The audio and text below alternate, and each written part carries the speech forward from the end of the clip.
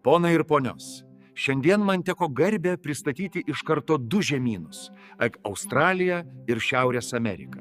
Australija tai žemynas, kur gamta atrodo lyg iš kito pasaulio.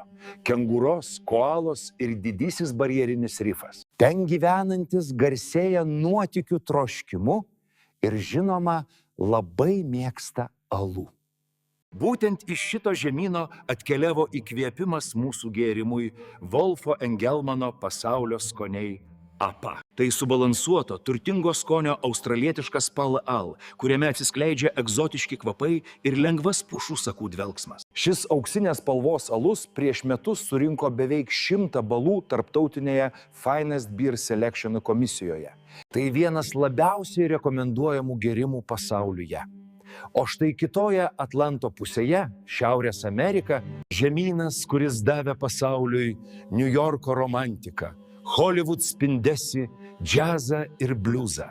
O šiandien ir mūsų alaus kūrinio įkvėpimą tai ypatingo skonio Katmandu, amerikietiškas elis. Jo paslaptis - Himalajų druska, suteikiantis skonio pilnumą, į citrą krajoje apyniai dovanojantis gaivų kartumą. O pagrindinis akcentas - citrusų žievelės, kurios atskleidžia visą gaivumą.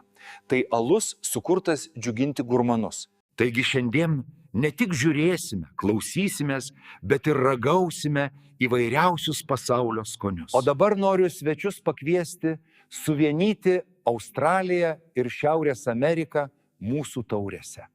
Į sveikatą gal ir ne iš tikrųjų, bet už tai skanu ir linksma.